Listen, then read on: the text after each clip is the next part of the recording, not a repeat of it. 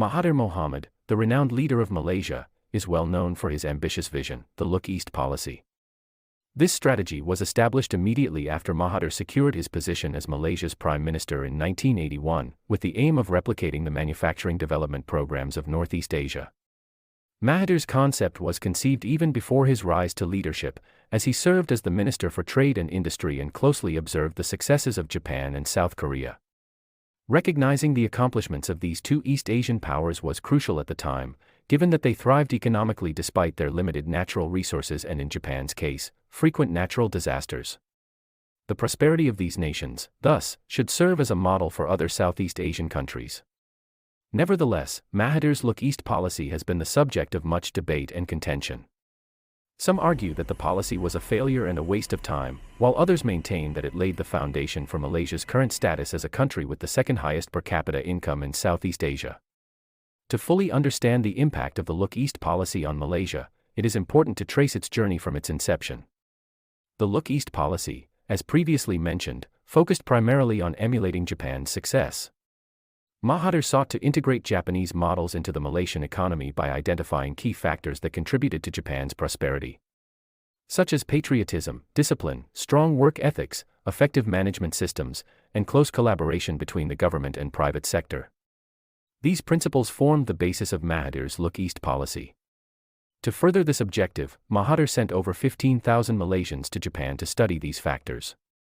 He then established state-owned firms, including the Heavy Industries Corporation of Malaysia, a state-holding company responsible for spearheading Malaysia's major industrial initiatives in sectors like cement, automotive, shipbuilding, petrochemicals, paper and pulp. Mahathir also pursued ambitious infrastructure and public works projects, such as the development of an expressway along Malaysia's west coast. Furthermore, Mahathir aimed to create a Malaysian equivalent of Japan's Sogo Shosha, trading groups responsible for sourcing markets and raw materials globally for domestic manufacturers. Several joint venture projects with Japanese partners emerged, giving rise to new steel mills and the Proton automobile brand. These collaborations strengthened Malaysia and Japan's bilateral relationship. However, the implementation of Look East policy came with its costs. Mahathir relied on various sources of funding, including foreign debt. The implementation of the Look East policy involved significant funding from foreign debt. While this could have been justified if the funds were utilized for productive investments, much of the spending was directed towards unproductive projects, such as state-owned enterprises and large infrastructure projects that failed to generate the desired economic returns. Consequently, Malaysia's foreign debt to GDP ratio surged from 10% in 1980 to 38% in 1986, burdening the nation with increased financial obligations.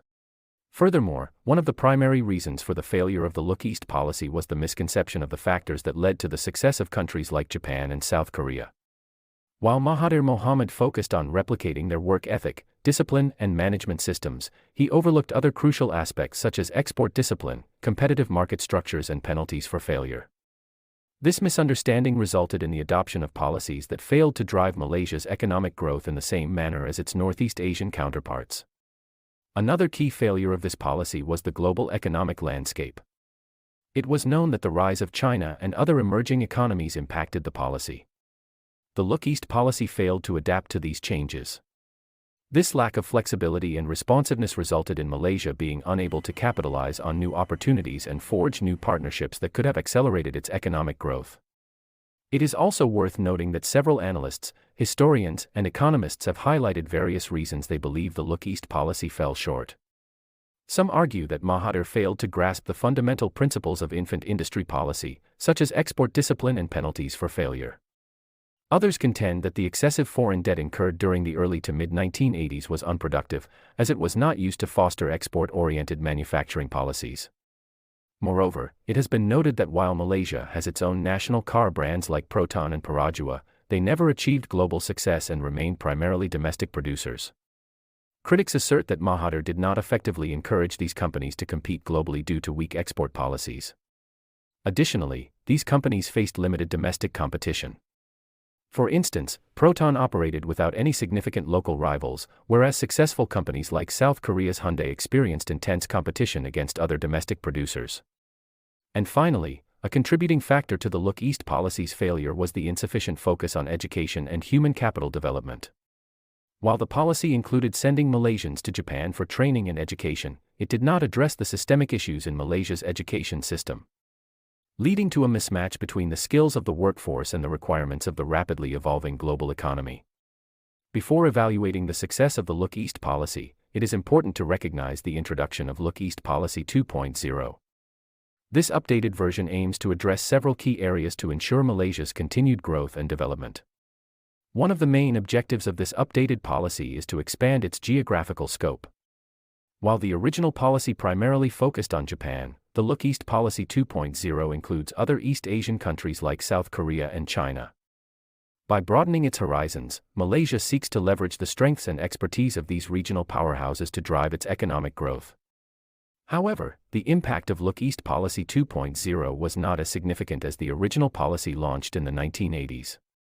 Therefore, it is more pertinent to concentrate on the initial phase of the policy rather than the subsequent iteration. Determining the success or failure of the Look East policy is a complex task. On one hand, it contributed significantly to the development of Malaysia's industrial sector, setting it apart from many of its neighboring countries. For example, Malaysia boasts its own national car brands, Perodua and Proton, and serves as a hub for high-tech manufacturing, research and development centers, and an extensive manufacturing output that is rare in Southeast Asia, with the exception of a few countries like Singapore. Although the Look East policy implemented by Mahathir Mohamad has faced its fair share of criticism and perceived failures, it is essential to acknowledge the policy's role in building Malaysia's economy. While Malaysia's industrialization may not have progressed as rapidly as that of Singapore, it is still noteworthy compared to other Southeast Asian countries like the Philippines and Indonesia, which experienced slower industrial growth. The Look East policy contributed to Malaysia's industrial sector's overall growth, enabling the country to distinguish itself from many of its Southeast Asian neighbors.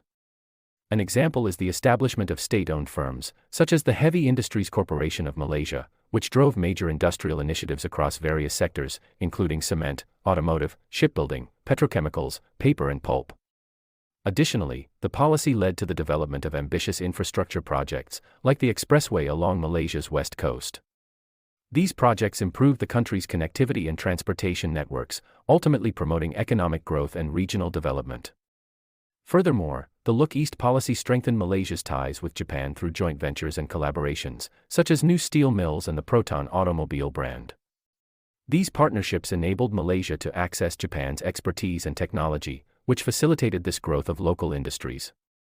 Lastly, Malaysia has become a hub for high-tech manufacturing, research and development centers, and an extensive manufacturing output, distinguishing itself from many other Southeast Asian countries, with only a few exceptions, such as Singapore. In conclusion, the Look East policy, spearheaded by Mahathir Mohamad, was a bold attempt to emulate the successes of Northeast Asian countries like Japan and South Korea. While the policy contributed significantly to Malaysia's industrial sector's growth and development, it also faced its fair share of criticism and perceived failures. The policy's implementation involved significant funding from foreign debt, which was not utilized productively and burdened the nation with increased financial obligations. Mahathir also failed to grasp crucial principles, such as export discipline and penalties for failure, leading to policies that failed to drive Malaysia's economic growth. The global economic landscape's rapid evolution and the insufficient focus on education and human capital development also contributed to the policy's failure. However, it is essential to acknowledge the Look East policy's successes, which include the establishment of state-owned firms, ambitious infrastructure projects, and joint ventures and collaborations with Japan. The Look East policy laid the foundation for Malaysia's current status as a country with the second highest per capita income in Southeast Asia and contributed to its industrial sector's overall growth, distinguishing it from many of its Southeast Asian neighbors. With the introduction of Look East Policy 2.0, Malaysia aims to leverage the strengths and expertise of other East Asian countries to drive its economic growth, promising a new chapter in its journey towards economic prosperity. Thanks for watching. For more such insightful content, subscribe to Geoeco.